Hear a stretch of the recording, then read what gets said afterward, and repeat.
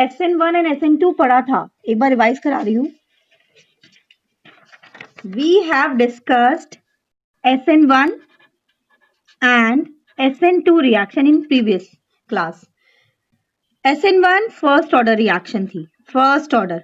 Okay, 2 steps में ये होती है. It happens in 2 steps.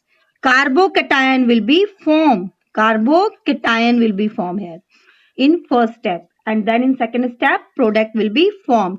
It will be given by, सबसे पहले 3 डिग्री देगा, फिर 2 डिग्री. अगर स्पीड देखें तो 3 degree gives always SN1 reaction. Because it will produce carbocation rapidly. ठीक है, देखो ये फर्स्ट ऑर्डर. फर्स्ट क्या बोलेंगे? Nucleophilic substitution reaction are of 2 types. Unimolecular nucleophilic substitution, bimolecular nucleophilic substitution.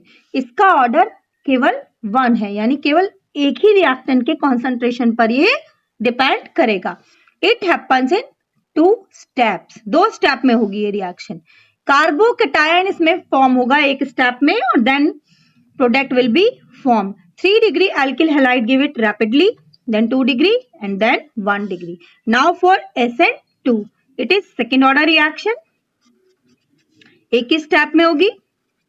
Transition state में जो है कंपाउंड बनेगा और then product will be formed. जो आपका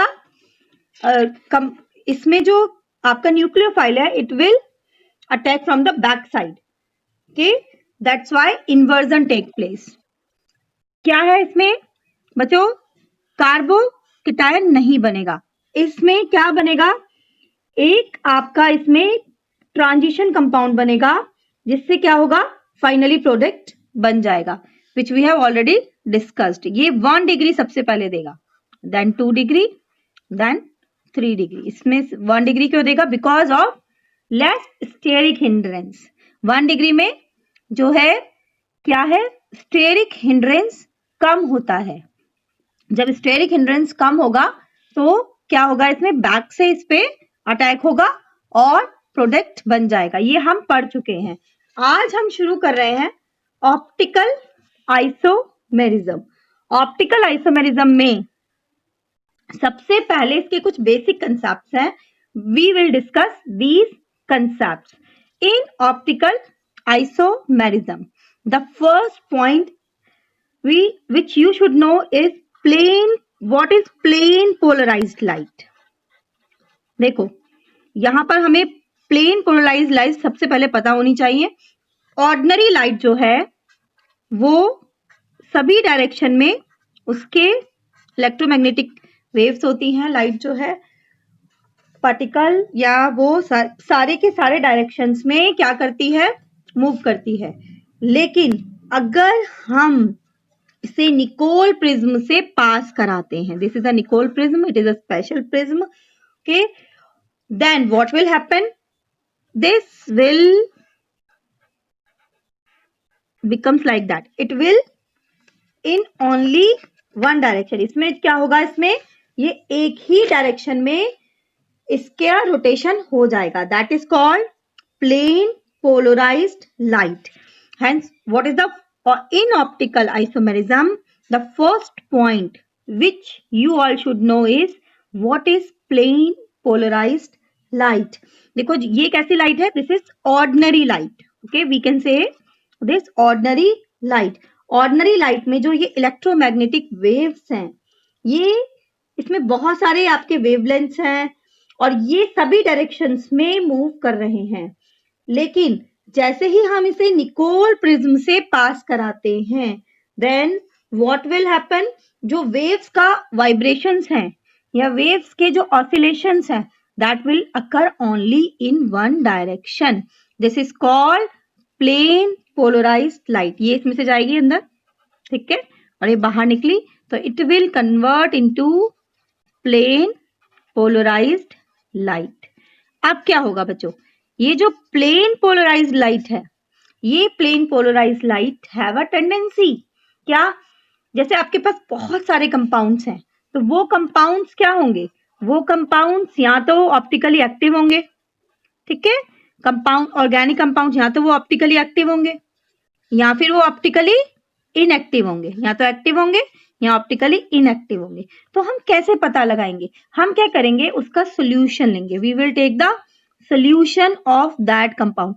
ये बच्चों किसका सोल्यूशन है? This is the solution of a compound, जिसका हमें पता लगाना है whether it is optically active और ऑप्टिकली इनएक्टिव।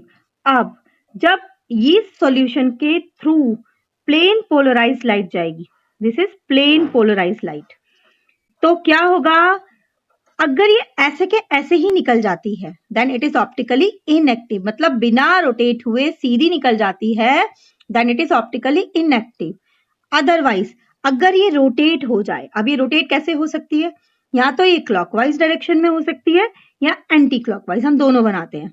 देखो कैसे, या तो ये ऐसे हो जाएगी लाइक दिस, और ऐसे। If this happen then this compound is optically active,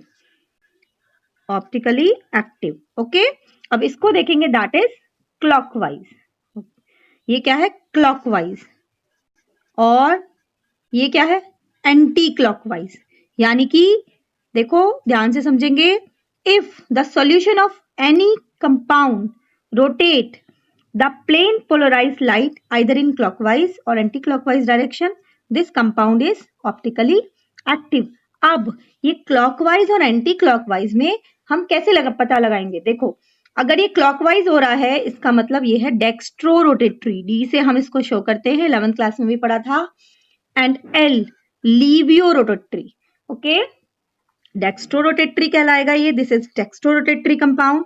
और अगर ये एंटी क्लॉकवाइज होगा that it will be levorotatory, ठीक है। तो we have discuss 2 points, one is plane polarised light, the second is how we can find out whether a compound is optically active और inactive, ठीक है बच्चों।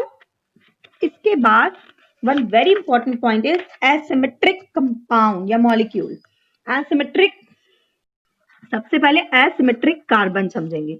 What is asymmetric carbon? और जो आपके एसिमेट्रिक कार्बन होते हैं वो एसिमेट्रिक कार्बन हमेशा ऑप्टिकली एक्टिव, वो कंपाउंड हमेशा ऑप्टिकली एक्टिव होगा जिसमें भी एसिमेट्रिक कार्बन होगा। We all know that carbon has 4 valencies, 4 valency होती हैं कार्बन की, ठीक है। इन चारों वैलेंसी को हम शो करेंगे कैसे? A, B, C, D। ये A, B, C, D से सेटिस्फाइड हुआ, हमने C बनाया, उसकी चारों वैलेंसीज लिखी, शो की, और उसके बाद these 4 atoms और ions are there which satisfied this carbon atom. Now you can say that here carbon is satisfied by 4 different groups, चारों ग्रुप्स डिफरेंट है जो इसमें है, okay. I am taking an example here H, Cl, F, CH3। You can see ये चारों के चारों अलग अलग है ना। ये हाइड्रोजन है, ये क्लोरीन है, ये फ्लोरीन है और ये मिथाइल है। तो ऐसे कार्बन को, this carbon which has 4 different groups at 4 valencies is known as asymmetric carbon atom। और ये कार्बन हमेशा जो कंपाउंड बनाएगा, ये कंपाउंड हमेशा कैसा होगा? ऑप्टिकली एक्टिव होगा, ओके। इससे हम क्या बोलते हैं? इससे हम चिरल एटम भी बोलते हैं, कार्बन भी बोलते हैं, CHIRAL, ओके। ये क्या है आपका? Chiral carbon. इसमें क्यों? क्योंकि इसकी चारों वैलेंसीज अलग अलग ग्रुप से सेटिस्फाइड हैं। अब क्या है इसमें नेक्स्ट पॉइंट? देखो इसके बाद आता है आपका क्या? एनेंटियोमर्स। आप बुक देखेंगे तो आप में बुक में आपको 1 by 1 ये सब मिलेगा। देखो first is, you can see here what is plane polarised light and optical activity. Then asymmetric, molecular asymmetric, जिसमें भी कार्बन होगा जिसकी 4 वैलेंसी है। फिर कायरलिटी, कायरलिटी मतलब जिनमें भी क्या हो? ऐसा कार्बन हो जो non superimposable mirror image बनाता हो। ऐसा कंपाउंड जो नॉन सुपर इम्पोजिबल इमेज बनाता है उसे हम कायरल बोलते हैं और कायरलिटी बोलते हैं। और कायरल कार्बन कौन सा होता है? जिसकी चारों की चारों वैलेंसीज अलग अलग ग्रुप से सेटिस्फाइड हो, तो उसे हम कायरल कार्बन एटम बोलते हैं। अब ये एनेंशियोमर्स क्या होते हैं? एनेंशियोमर्स जो हैं वो आपके ऑप्टिकली एक्टिव आइसोमर्स हैं। क्या है? Optically active isomers. ये कैसे आइसोमर्स हैं? ये non superimposable mirror images, किसी भी कंपाउंड की नॉन, ये क्या होता है superimposable and non superimposable? देखो, this is a, this can be superimposed on it. These mirror images are superimposable, but I am taking C. Is this superimposable? No. क्या इसको superimpose कर सकते हैं इस पे? बताओ नवनीत, नवनीत फटाफट बताओ बेटा, इसे superimpose कर सकते हैं? Yes. इसे हम superimpose नहीं कर सकते क्योंकि ये जो है इसकी जो मिरर इमेज है वो डिफरेंट है। लेकिन अगर हम इसकी जगह ऐसा कोई भी ले, जैसे ओ, इसे हम कर सकते हैं। तो सबसे पहले एनेंशियोमर समझने से पहले आपको super imposable and non super imposable पता होना चाहिए, ठीक है। उसके अलावा मिरर इमेजेस का पता होना चाहिए और साथ साथ आपको क्या पता होना चाहिए कि एसिमेट्रिकल कार्बन है या नहीं है। तो ऐसे stereo isomers, okay, stereo isomers which are non-superimposable mirror images। अगर हम दोनों कंपाउंड्स को रखते हैं और वो non superimposable mirror images हैं, देन दीज जो है compounds are called enantiomers. Okay, एक एग्जांपल लेते हैं और इसको समझते हैं। देखो, हमने एक एग्जांपल लिया, सी, एक है आपका CH3, ये आपका है C2H5, this is hydrogen and this is OH। जैसे ही हम इस कंपाउंड को देखेंगे तो क्या है बच्चों? CH3, C2H5, H and OH।